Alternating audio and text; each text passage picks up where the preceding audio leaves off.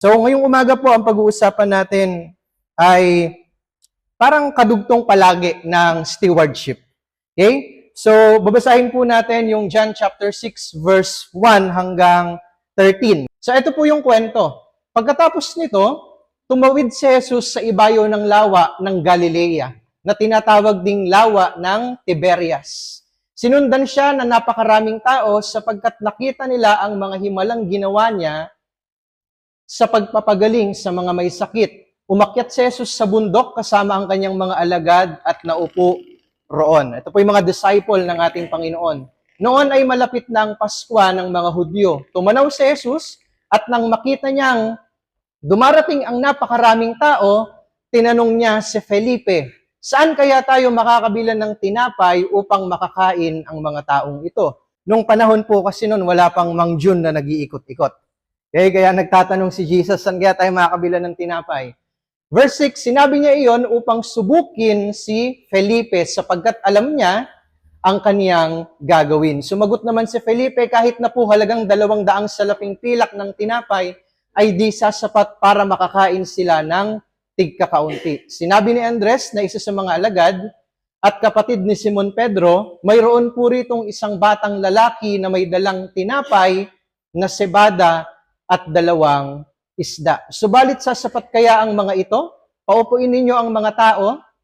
Sabi ni Jesus, madamos sa lugar na iyon, umupo nga ang mga tao, sa kanila'y may humigit kumulang sa 5,000 ang mga lalaki. 5,000, mga lalaki pa lang po yun, hindi pa na-record yung mga bata, tsaka mga babae. Kaya pala nabanggit ni Felipe na kahit gaano karaming pera, yung nabanggit po niyang amount kanina, hindi natin mapapakain yung mga tao na to kasi libo-libo sila. Kinuha ni Jesus ang tinapay, yung binigay po ng bata, at matapos magpasalamat sa Diyos, ay ipinamahagi iyon sa mga taong nakaupo. Ganon din ang ginawa niya sa mga isda. Nakakain ang lahat at nabusog. Ilan po uli yung isda? Sabi po doon, 2. Tapos, nabanggit ba doon yung 5? Sa English po kasi 5 loaves, 5 tinapay at 2 isda. Pero kung babasahin natin, yung 5,000 plus, lahat nakakain. Paano kaya nila pinaghati-hatian yung 5 tinapay tsaka 2 isda? Eh kung meron po tayong 5 sa pamilya, tapos ang ulam, 2 isda tsaka 5 tinapay, ano po kayang mangyayari? Mag-aagawan. Magagalit. Pero ito, lahat napakain, 5,000 mahigit. Nang makakain ang mga tao, sinabi ni Jesus sa mga alagad, ipunin ninyo ang lumabis nang di masayang. Ganoon nga ang ginawa nila at nakapuno sila ng 12 kaing mula sa 5 tinapay na sebada. Nakapuno pa raw po ng 12 baskets. Okay? So ang title po ng pag-uusapan natin ngayong umaga ay Reflection of Our Generous God. Alam niyo po, itong kwento na to, yung pagpapakain sa 5,000, no, ay himala po na ginawa ng Panginoon. At ito pong kwento na to ay written in 4 Gospels, meaning ito po ay nasusulat sa Mateo, Marcos, Lucas, at Juan. Ibig pong sabihin, ini-emphasize ng Panginoon sa atin yung compassion, power, at generosity ng ating Diyos. May mga kwento po kasi sa ibang mga libro, halimbawa, sa Mateo, may kwento po dyan na wala sa Juan, hindi na na-mention, or wala sa Lucas. Pero etong kwento na to, yung 4 Gospels, present po yung pagpapakain ni Jesus sa 5,000. So, sa kwento po na yon, ano po ang napansin nyo? Pinapakita po rin ni Jesus yung kapangyarihan ng ating Panginoon. Ipinapakita doon yung generosity ng ating Panginoon. Sapagkat meron lang pong 5 tinapay at 2 isda, pero mahigit 5,000 yung nakakain. Ano po ba pag sinabing generous? Bukod po sa pangalan, may kaklase po ba kayo na generous ang pangalan? Generous pala. Ano po ba pag sinabing generous? Generous. Mapagbigay. Dahil ang ating Diyos ay mapagbigay, next slide, ito po yung tanong ko sa bawat isa, sinasalamin mo ba ang generosity ng Diyos? Kasi po yung Panginoon, yung Diyos na meron tayo, nakita naman natin doon sa kwento, 5 tinapay lang, 2 isda, nagamit po niya para pakainin ang 5,000 mahigit na tao. Ngayon, ito naman, dahil po generous ang ating Panginoon, tayo naman na mga mananampalataya, Sinasalamin ba natin yung generosity ng Panginoon? Ako pa naniniwala, tingnan mo yung katabi mo. Sinasalamin niya. Alam niyo po yung katabi niyo, hindi yan madamot. Tama po ba? Sabi nung iba, medyo na lang. Dati, madamot na madamot. Ngayon, madamot na lang. Tama po ba? Magkaiba po yun. Ang madamot, ayaw magbigay. Pero ang generous, palabigay. No? Titingnan po natin yan mamaya. Now, pag-isipan po natin, o nga no, sinasalamin ko ba yung generosity ng Panginoon? Ibig sabihin, nagbabahagi ba ako ng mga bagay na mayroon ako sa aking kapwa? Ano? Or dapat sa akin lang to? Tandaan po natin na ang nagmamay-ari ng lahat ng bagay ay ang Panginoon. Kaya nga, titingnan natin ngayon kung tayo ba ay mga mapagbigay na mananampalataya. Tingnan po natin, jump po tayo sa verse 5 tsaka 6. Ano? Kasi sa verse 1 to 4, pinakita lang naman doon yung setting na ang Panginoon ay napunta sa may Galilea at sinusundan siya ng napakaraming tao. Now, ito na po yung nangyari. Habang si Jesus po ay nakatawid na, nakita niya yung maraming tao na sumusunod sa kanya. Na-imagine niyo po ba? At itong mga tao na to, dahil nakita nila na nagpapagaling ang ating Panginoong Jesus, sinundan po nila ito. Gusto nilang makarinig, gusto nilang makapiling, gusto nilang makita ang Panginoon. Kaya lang, ito po yung nangyari sa verse 5. Tumanaw si Jesus, tiningnan niya yung mga tao. At nang makita niyang dumarating ang napakaraming tao, tinanong niya si Felipe. Ang tanong niya, saan kaya tayo makakabili ng tinapay upang makakain ang mga taong ito? Hindi pa man nagrereklamo yung mga tao na gutom na kami. Alam na kaagad ni Jesus. Nakita na niya. Dito po natin makikita na ang ating Panginoon ay nakikita hindi lamang yung ginagawa natin, kundi ano yung laman ng puso natin. Amen? Na minsan kahit hindi natin sabihin, alam na ng Diyos yung atin pong kailangan. So dito nakita ng Panginoon yung pangangailangan ng mga tao. Sila raw po ay, nagugutom. Alam po ninyo, kung babasahin niyo yung Bible, pag nakikita ng Panginoon yung mga tao, ang lagi niyang nakikita, nagugutom. Tingnan niyo nga po yung inyong katabi. Ano po ang inyong nakikita?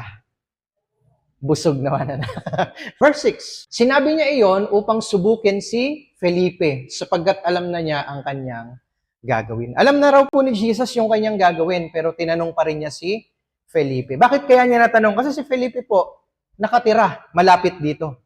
So kapag ikaw nakatira ka rito, alam mo kung saan yung mga bilihan.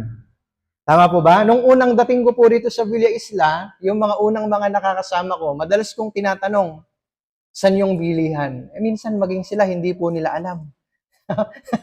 Ganun po yung nangyari. Tinanong ni Jesus si Felipe, saan ba tayo pwedeng makabili ng pagkain? So, nakita na kaagad ng Panginoon yung pangailangan ng mga tao bago po sila humiling sa ating Diyos. Nanotice kaagad ng Panginoon yung hunger ng mga tao kahit hindi pa sila nagre-request sa ating Panginoon. So, dito po makikita natin na yung generosity ay nagmula sa kahabagan ng ating Panginoon. Bakit dumami yung 5 tinapay at 2 isda? Kasi nakita niya yung mga tao, kawawa naman yung mga tao. Nagugutom. So dahil nakita niya, nagkaroon siya ng compassion sa mga tao, na-exercise ngayon or naipakita yung generosity ng ating Panginoon. Kaya nga mga kapatid, bilang mananampalataya, ang totoong generosity ay nagsisimula pagka ang nakikita na natin paningin ng Diyos. Tumitingin na tayo sa mata ng Diyos. Kumbaga nakikita na natin yung kahabagan sa mga tao. Spiritually speaking, nahabag po ba kayo sa mga taong hindi pamananampalataya? Pagka naiisip niyo po ba yung mga tao sa paligid, hindi pa nakakilala kay Jesus, hindi pa sila ligtas, tapos ikaw ligtas na. Malapit nang dumating ang Panginoon, nahahabag ka ba sa kanila na baka mapunta to sa impyerno? Nahabag po ba tayo? Amen? O minsan wala lang, di ba? Maya mo siya, punta sa impyerno, buisit yan eh. Pag magbibideo okay, hanggang alas 12 ng gabi, di ba? Pag birthday, di pa namimigay. Nabahala na siya, di ba? Pero napaka-importante po ng compassion kasi ito yung nakita ng Panginoon sa mga tao. Sa ibang mga chapter, nakita ng Panginoon yung mga tao, sabi niya sila ay parang mga tupang lito at ligaw na walang pastol. Kaya nga sabi ng Panginoon, siya ang ating pastol. Maliwanag po ba? Tingnan po natin itong next slide. No? Tinawag tayo, hindi lang po para ma-enjoy ang creation. Di ba? Ma-enjoy natin ang creation pero hindi hanggang dyan lang. Kailangan po magkaroon tayo ng compassion sa ibang tao nang sa gayon, masalamin natin yung pagiging generous ng ating Panginoon. So tinawag tayo hindi lang para ma-enjoy ang creation, kundi upang isalamin ang pagiging generous ng Diyos. So kaya pala tayo naligtas, hindi lang para umupo, tumayo, umupo uli, umuwi. Amen? Tinawag po tayo ng Panginoon. God called us to reflect His generosity. Ang tanong, nakikita po ba sa loob ng bahay na ikaw ay generous? Nakikita po ba sa labas ng bahay, nakikita po ba ng iyong mga kapitbahay na ikaw ay generous? Nakikita ba sa iyong trabaho na ikaw ay generous? Nakikita ba sa paaralan na ikaw ay generous? Amen po ba? Gusto ko pa mag-isip tayo sa umaga na ito. Sinasalamin ko ba yung pagiging generous ng aking Panginoon? No? Baka po may magtanong sa'yo, Pastor Jack, bakit ba kailangan ko pang maging generous? Hindi ba pwedeng mamuhay na lang ako na mag-isa, masaya?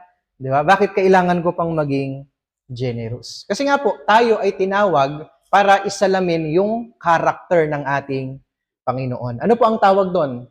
Christ-likeness. Kaya po, ang Holy Spirit bumaba dito sa lupa kasi ang trabaho ng Holy Spirit, unti-unti tayong baguhin. No?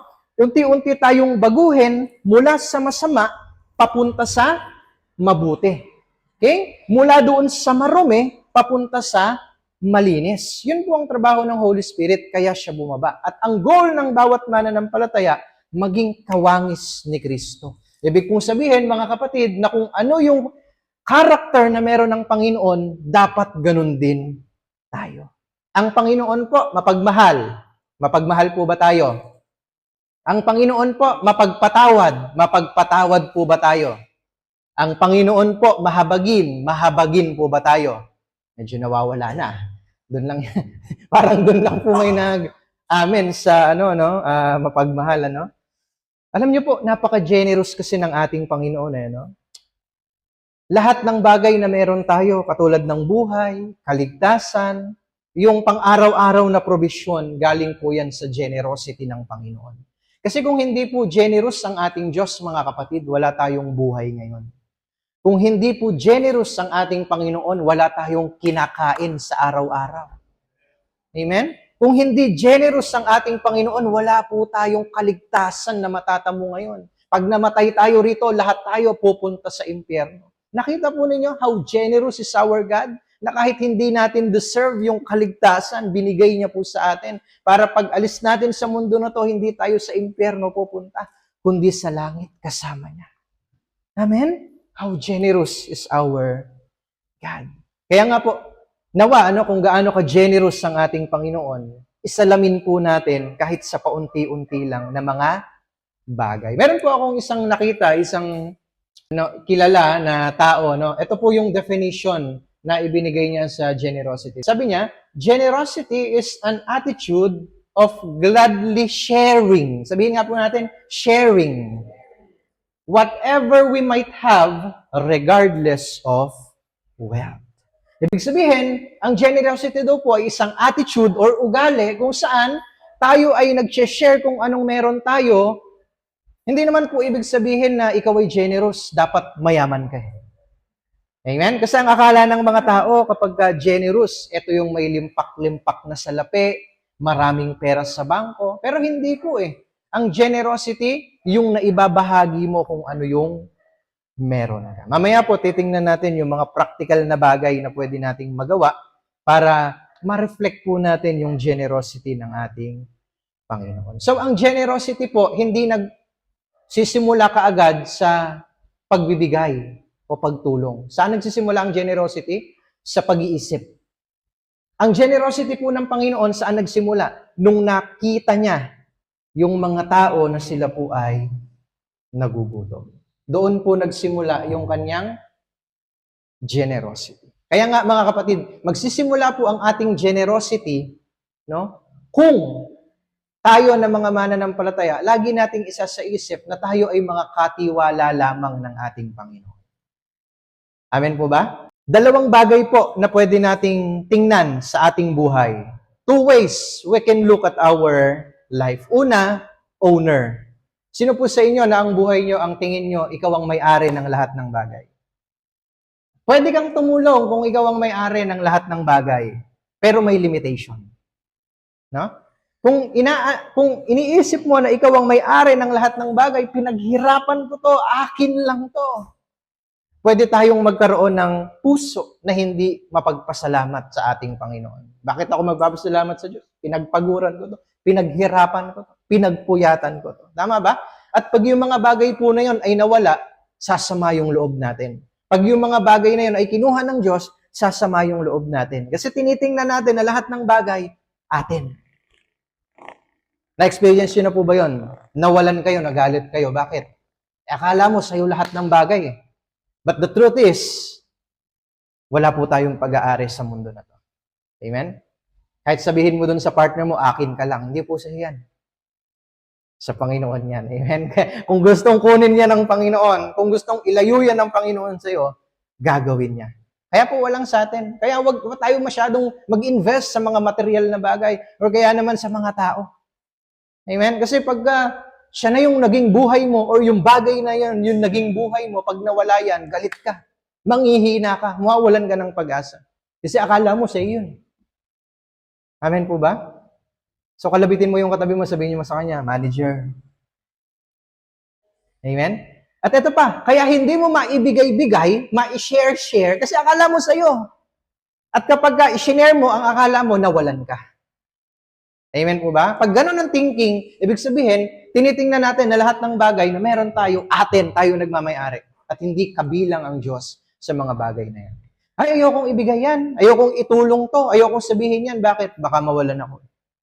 Tama po ba? Parang kinakount mo siya as your loss. Pero alam po ninyo, sa pagbibigay, walang talo. Amen? Walang talo. Walang talo kapag tayo ay nagbibigay for the glory of the Lord. Tinatanong na po ng katabi mo, ano ba yung sinasabi dyan sa harap na ibibigay?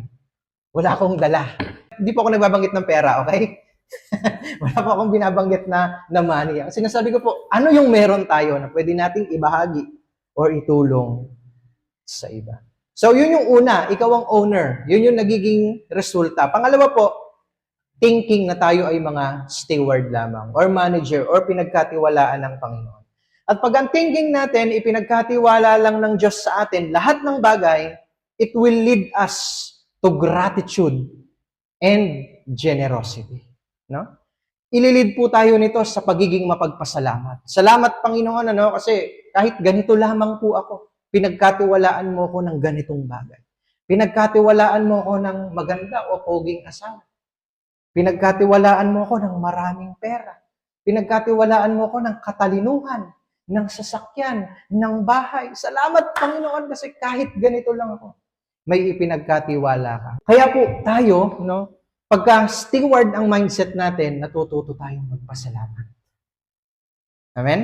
Natututo po tayong magpasalamat. At hindi lang yun, pagka steward ang mindset natin, kayang-kaya nating i-share yung mga bagay na meron po tayo. So, ang paraan para po tayo ay maging generous ay ma-acknowledge natin na hindi tayo ang nagmamay-ari ng lahat ng bagay, kundi mga katiwala lamang. Amen? At ito pa po, isang bagay. Generosity combats idolatry. Na? Sino po rito yung mga idol? Ano po ba yung idolatry? Kasi lumaki tayo sa paniniwala na ang idolatry ay yung mga statue lang na sinasamba. But everything, lahat ng bagay o tao na mas ina-idol mo kesa sa Panginoon, idolatry po ang tawag. Amen? Kung mas mahal mo yung asawa mo kesa sa Diyos, idolatry po ang tawag dyan. Kung mas mahal mo yung mga kayamanan mo kesa sa Diyos, idolatry po ang tawag dyan. So, ang idolatry, hindi lang siya nalilimitahan sa mga statue, kundi nasa loob talaga yan ng puso natin kung mas mahal ba natin yung cellphone natin kesa sa Panginoon. Mas mahal ba natin yung mga kaibigan natin kesa sa Panginoon? Mas mahal ba natin yung comfort kesa sa Panginoon? Idolatry is worshiping something or someone other than God. Amen? Kasi yung binibigyan mo ng oras, binibigyan mo ng maraming pag-iisip at lakas, nawo-worship mo na yung bagay na yan. Amen po ba? Nagkakaliwanagan po tayo doon? Kaya sabi ng mundo, lahat ng mga bagay na meron ka, sa'yo yan, pinaghirapan mo yan. Kaya gustuhin mo pa, damihan mo pa. Di ba? Kuha ka na. Konti lang kinuha mo. Damihan mo pa. Di ba? Doon po nagsisimula yung greed sa ating mga puso. Alam niyo po, yung greed, maraming levels yan eh. Grade 1, hanggang grade 6. Ngayon, hanggang grade 12 na po. Maraming levels po yung grade. Ibig sabihin, dyan po nagsisimula yung kasakiman. No? Kapag tinuring natin na lahat ng bagay po ay sa atin. So ano ang gagawin mo? You will hold it tight, hindi mo siya papakawalan. Pero sa Christian view, sa kingdom view, iba po. Everything belongs to God. Lahat ng bagay, ang Diyos po ang nagmamay-ari. So, kung tayo, nagbabahagi po ng mga bagay na meron tayo sa ibang tao, winawasak natin yung kasakiman sa atin pong mga puso. No? Maliwanag po ba? Kaya nga ang generosity nagsisimula kung paano tayo mag-isip. Owner ka ba or steward? Sa'yo ba yan o sa Diyos? Diyan po nagsisimula ang generosity. Next, tingnan po natin verse 8 and 9. Sinabi ni Andres na isa sa mga alagad at kapatid ni Simon Pedro, no? Si Andrew po yan, kapatid ni Simon Peter, mayroon po ritong isang batang lalaki na may dalang tinapay na cebada at 2 isda. Subalit sasapat kaya ang mga ito? No? Nagtanong din siya eh. Siguro po ang nangyari, nag-search yung mga disciple, sino kaya ang may pagkain dito? No? So upon searching, nakita nila yung batang lalaki. Ba? May tinapay ka tsaka isda ah. Halika nga, dalhin natin yan sa Panginoong Hesus. Alam nyo, naniniwala sila eh na kayang magmilagro ng Panginoon. Pero meron din silang duda. Sino po yung katulad ng mga disciple dito? Naniniwala ka naman talaga eh na kayang-kayang nothing is impossible with the Lord eh. Kaya lang, hindi maiwasan na sasapat kaya ang mga ito. Di mo ba? Minsan na hindi natin maiwasan na sasapat kaya yung mga bagay na to. Di ba? O okay kaya to, kaya kayang gawin ito ng Panginoon. Pero alam po ninyo, isang makikita natin dito, tayo po na mga mananampalataya, iniimbitahan tayo ni Jesus na mag-participate sa generosity. Okay? Iniimbitahan po tayo ng Panginoong Jesus na mag-participate sa generosity. Hindi po pang mayaman lang ang pagtulong. Hindi po pang mayaman lang ang pagbabahagi. Hindi po pang mayaman lang ang pagbibigay. Kahit wala kang pera, you can be generous. Tingnan niyo po yung katabi niyo natuwa. Wala pong pera yan. Ako rin, nung naunawaan ko yan, tuwang-tuwa ako, Lord. Lord, kahit pala wala akong pera, pwede akong maging generous. Buti na lang, Panginoon. Salamat. No? Kasi alam ko sa sarili ko, wala pa akong pera. Parating pa lang. Sino po naniniwala sa inyo? On the way pa lang yung pera. Na-traffic lang o baka na-aksidente. Ano? Yung 1,000 paparating, nahati, naging 500 na lang. So, ini-invite ka ng Panginoon na mag-participate sa generosity. Sabihin nyo nga po sa inyong katabi, ini-invite ka ng Panginoon na maging generous. So, kung titingnan natin, paglaon, napakain ng Panginoon yung mahigit 5,000 tao. Napakarami po nun, mga kapatid. 5,000. Sino po may 5,000 ngayon? Ha? 5,000 tao, papakainin. Ang dami po nun, mga kapatid. Ano po yung ginamit ng Panginoon? Ginamit niya yung maliit na offering lang ng bata. Ano po ang napakain? Mahigit 5,000 tao. Gusto ko pa mag-sink in sa atin yon. So imagine po nyo, no? Yung maliit na offering or kakaunting offering ng bata, ginamit ng Panginoon sa mas malaking bagay. So hindi mo alam na yung maliit na ibabahagi mo, kahit ano man po ito, pwedeng magamit ng Diyos sa mas malaking bagay. Tama po ba? Yung simpleng storya mo kung paano ka binago ng Panginoon, pwede po yung maka-inspire sa maraming tao. Adik ko po sa cellphone, adik ko po sa iba't ibang mga bagay, pero binago ako ng Panginoon. You can testify. Sa testimony mo, dahil generous kang ibahagi yung naranasan mo sa Panginoon, pwedeng gamitin yon ng Panginoon sa mas malaki pang bagay. Alam niyo po, kahit kaunting bagay ay kayang paramihin ni Jesus kung ipagkakatiwala natin sa Kanya. 5 tinapay, 2 isda, ipinagkatiwala sa Panginoon, napakain ang 5,000. Even little resources, nagiging much sa kamay ng atin pong generous Savior. Okay? So kahit po mga konting bagay ay nagiging much sa kamay ng atin pong generous Savior. So, punta naman po tayo sa pagtulong or pagbabahagi or generosity sa mga bagay na meron tayo. Marami pong klase yan. Different size and methods. At yung pera ay isang method lang ng way of giving. Hindi lang pera yung pwede po nating ibigay. Hindi lang sa pera tayo pwedeng maging generous. Saan pa po? Sa oras na meron ka. For example, meron kang kaibigan, no, na nakipag-break ang kanyang karelasyon. So, malungkot, nangihina, wala nang pag-asa. Dahil generous ka, pagka ganun po ba iniwan, bibigyan mo ng pera, sasaya yon? Pwedeng sumaya, pero hindi maiibsan eh. Ano po ang pwede nating ibigay? We can offer our time. Samahan natin. Makipag-usap tayo. Ipag-pray natin. Share natin ang gospel. Generosity po ang tawag doon. Kasi yung oras mo, hindi mo lang sa sarili mo ginagamit. Ginagamit mo rin sa ibang tao. Kita nyo po, hindi lang pera. Tayo pwedeng maging generous. Ano pa? Energy. Yung lakas na meron ka. No? Paano ko ba ito paano ba ako magiging generous? O di tumulong ka. Pag may nakita ka nagbibilad ng palay, nagbubuhat ng 50 kaban. No, tumulong ka. So pag wala ka energy, sabi mo, wala na akong energy, okay na yung naitulong ko. Yung papayag ka kahit walang upa, may ganun pa po ba ngayon?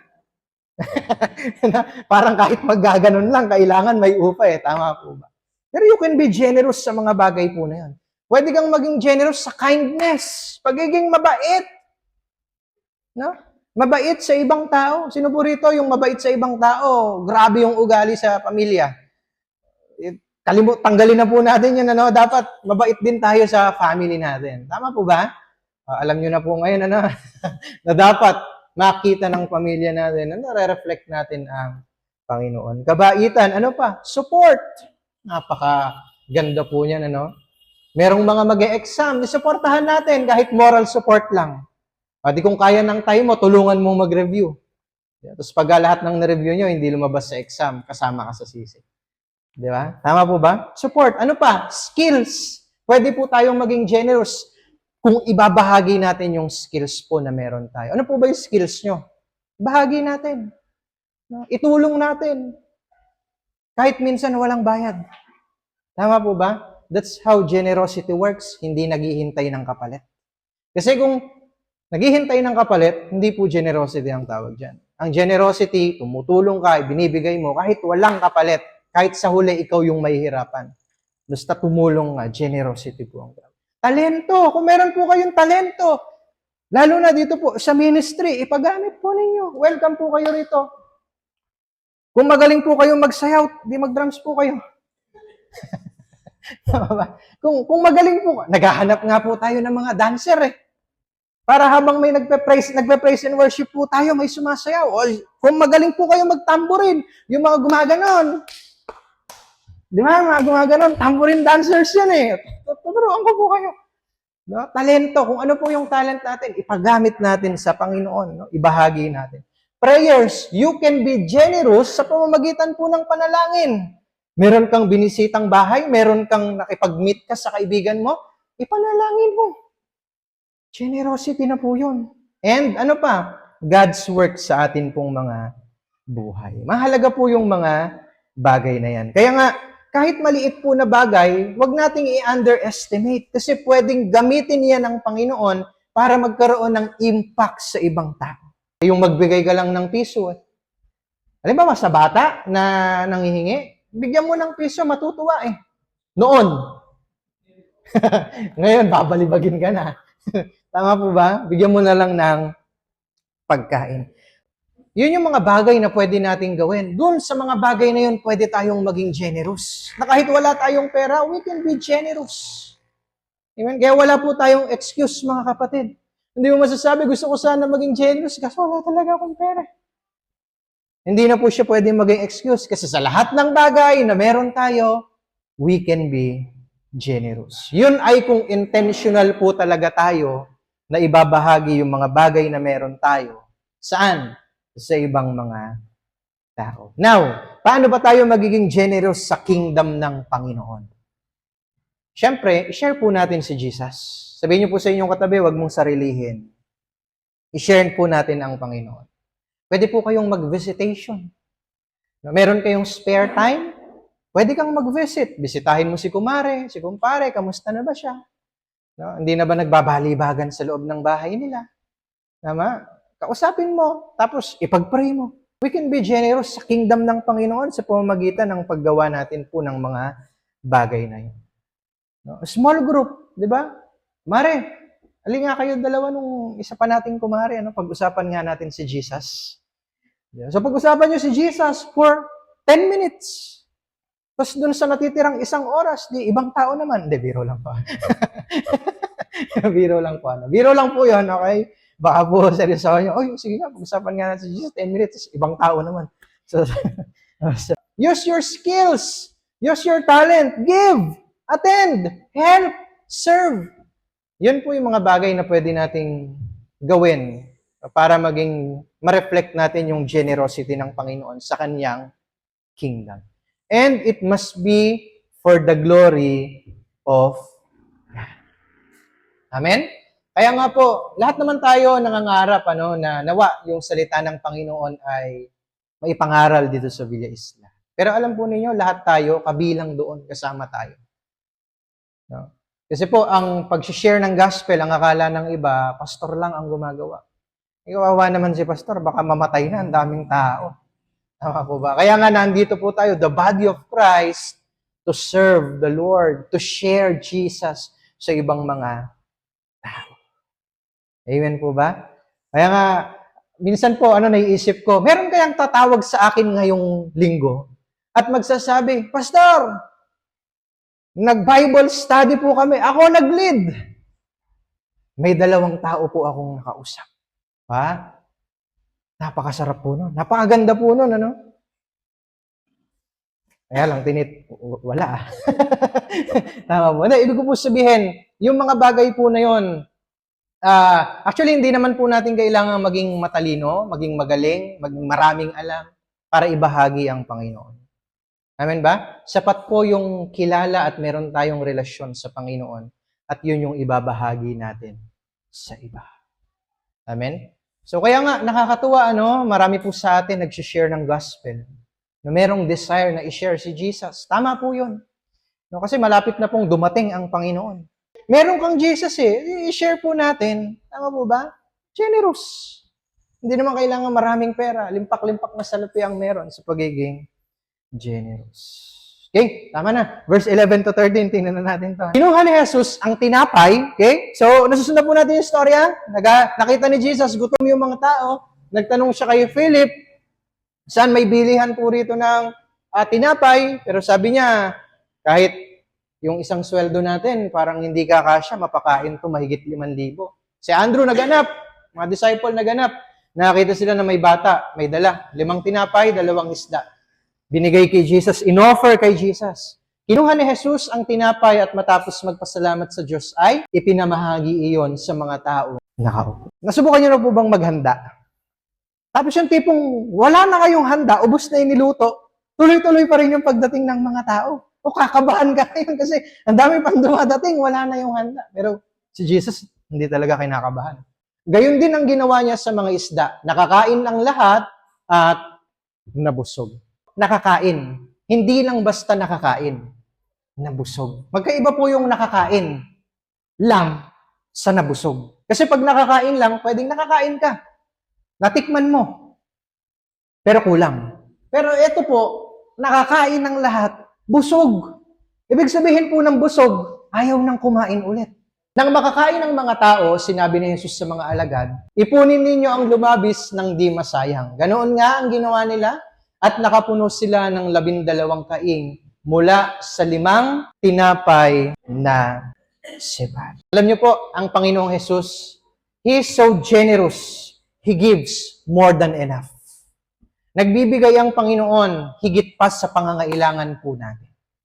Amen? Kaya nga kung magtitiwala lang po tayo sa Panginoon, mararanasan natin yung generosity ng Diyos sa atin pong buhay. So sabi po sa English, everyone ate as much as they wanted at meron pang leftovers. So ang generosity po ng ating Panginoon ay abundant, not limited. Ibig sabihin, higit labis ang generosity ng ating pong Panginoon. Saan po nagsimula ang generosity ng Diyos? Sa Kanya pong creation. God created the heavens and the earth. Nilikha niya ang mga halaman. Nilikha niya ang mga hayop sa paligid. At nilikha po niya ang tao. He is so generous. At ang sabi niya sa tao, Adan, ikaw ang mamahala sa lahat ng nilikha. Amen po ba? Hindi po ba kayo natutuwa na sa atin ipinamahala yung nilikha ng Panginoon? Amen po ba? E paano kung sa unggoy yan, pinamahala ng Panginoon? Tama po ba? Kasi sa hierarchy of creation, tayo po ang pinaka-mataas. So, nakita ng Panginoon yung kanyang creation, sabi niya, beautiful. Pero, ang nangyari, pumasok po yung kasalanan. Okay? Pumasok yung kasalanan sa pamamagitan ni Eva at Adan. So pumasok po yung kasalanan dahil sa hindi nila pagsunod sa Diyos. Sinabi na nga kasi huwag kakainin yan. Ang dami namang pwedeng kainin, kinain pa rin. Ang tigas ng ulo. Pumasok tuloy yung kasalanan. At yung kasalanan, hiniwalay po tayo sa Diyos. Hiniwalay po tayo sa kagalakan ng buhay na walang hanggan. But God is so generous. Binigay pa rin niya si Jesus. Amen? Para mamatay sa krus ng Kalbaryo. Para maligtas po tayo sa impyerno. God is so generous. Pwede naman pabayaan niya na tayo. Bahala na yung mga tao niya. Ang titigas ng ulo. But God is so generous, mga kapatid. To the point na si Jesus, inalay pa niya ang kanyang buhay for our salvation.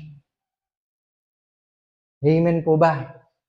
Kaya po, yan yung maganda na dapat masiksik po sa ating mga isipan. God is so generous. He loves us unconditionally. At never po niya tayong iniwan. Bakit never po niya tayong iniwan? Kasi binigay pa rin po niya si Jesus.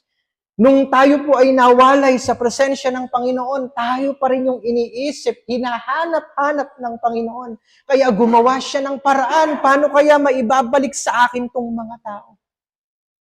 Si Jesus po yung naging paraan para tayong lahat na tumanggap sa Panginoon ay maligtas sa eternal na kamatayan. So sa gitna po ng kasalanan, sa gitna ng pangit na sitwasyon, gumawa pa rin ng daan ang ating generous God para manumbalik yung relasyon natin sa Kanya. Ganun po ka-generous ang Panginoon. Kaya po ba natin gawin yun? Amen? Ito po ang challenge sa atin na parang ang hirap gawin. But I believe kayang-kaya nating maging generous sa ibang tao dahil nasa atin po ang banal na Espiritu. So katulad po ng nabanggit sa kwento na yung 5 tinapay at 2 isda, nung ipinagkatiwala sa Diyos, maraming nakinabang. Ganon din naman po tayo mga kapatid. Pinaranas tayo ng Panginoon ng kanyang generosity. Therefore, tayong mga mananampalataya, i-reflect po natin yung generosity ng ating Panginoon. Palakpakan nga po natin ang ating Panginoon. You can be generous with what you have right now. Ano man yung meron ka ngayon, pwede kang maging generous. Amen po ba? Meron kang joy, pwede mong ibahagi yung joy sa ibang tao. You have Jesus in your life, pwede mong ibahagi si Jesus sa ibang tao. Maging generous po tayo, lalo na sa ugali. Iparanas naman natin sa ibang tao yung magandang ugali na meron po tayo. Amen ba? Wag lang lagi puro galit, puro sungit. Iparanas naman natin sa kanila yung kabaitan, yung kabutihan. Becoming generous is becoming like Christ. Wala pong talo sa pagiging generous. Bakit? Because becoming generous is becoming like Christ. Ang sisti po ng mundo ngayon, dapat sakim ka para yumaman ka, di ba? Sabi nga nila, walang yumayaman sa legal. Lahat tayo mag-illegal. Pero kung ikaw ay merong Jesus, okay, and ikaw ay nagiging generous, you are becoming like Christ. Bakit po posible ang generosity? Bakit po ngayon kaya na nating gawin ang generosity? Because Jesus rose from the dead. Hindi po natin magagawa yan kung hindi nabuhay magmuli ang Panginoong Jesus. Dahil siya ay nabuhay, siya ay umakyat sa kanan ng Ama, ibinaba po niya ang Holy Spirit dito, at ang Holy Spirit ang nagtatrabaho sa buhay natin para po tayo ay maging mapagbigay. So, ang akin pong challenge sa bawat isa, let's practice generosity all the time. Tandaan po natin, hindi tayo ang may-ari ng lahat ng bagay. Tayo po ay mga katiwala lamang. Kaya kung ano yung meron ka ngayon, pwedeng mawala sa iyo eh. Kaya nga bago mawala, ibahagi natin. Amen po ba? Sa linggong darating, kung nasan man tayo, anong platform tayo inilagay ng Panginoon, ibahagi natin yung mga bagay na meron tayo. Ibahagi mo yung nalalaman mo. Ibahagi mo si Jesus. Pwede po pong ibahagi dito. Meron po kayong testimony kung paano kayo pinagpala, binago ng Panginoon. Ibahagi nyo po rito. May talento po kayo, ibahagi nyo po rito. Amen? You can be generous without money involved. Lahat ng bagay po na meron tayo, pwede tayo maging mapagbigay. Higit po tayong lahat and let us pray. Salamat po, Panginoon, sa umaga na ito. Pinupuri ka namin at sinasamba. Salamat po sa ginawa ng Panginoong Yesus sa krus ng Kalbaryo. Kami po, Panginoon, ay nalinis sa kasalanan at naligtas sa kamatayang walang hanggan. Kaya nga po ngayon, Panginoon, narito kami. Tulungan niyo po kami na i-reflect ang iyong generosity. May mga pagkakataon po sa aming buhay, Panginoon, na naiisip namin na kung ibibigay namin ito, hindi ba lugi kami? Baka mawalan kami. But Lord, tanggalin niyo po yung mindset na gano'n sa amin. Tanggalin niyo po na yung mindset na kami yung may-ari ng mga bagay na meron kami. Kundi ang ilagay niyo pong mindset sa amin ay mga katiwala mo lamang, Panginoon. Tulungan niyo po kaming maging tapat. Tulungan niyo po kami na maging mapagbigay. At Panginoon, sa pagharap po namin sa iyo, nawa ang marinig po namin, good and faithful servant. Sapagkat pinaghusayan, pinagbutihan po namin na maging katiwala sa mundo na ito. Tulungan niyo po kami, Panginoon. I-empower po ninyo kami. At nawa tulungan kami ng Holy Spirit, O Lord. Patuloy na mag-work sa aming buhay na kami po ay maging mapagbigay. Salamat po, Panginoon, sa umaga na ito. Pagpalain niyo po ang bawat isa. Pinupuri ka namin at sinasamba. This is our prayer in the name of Jesus. Amen and amen.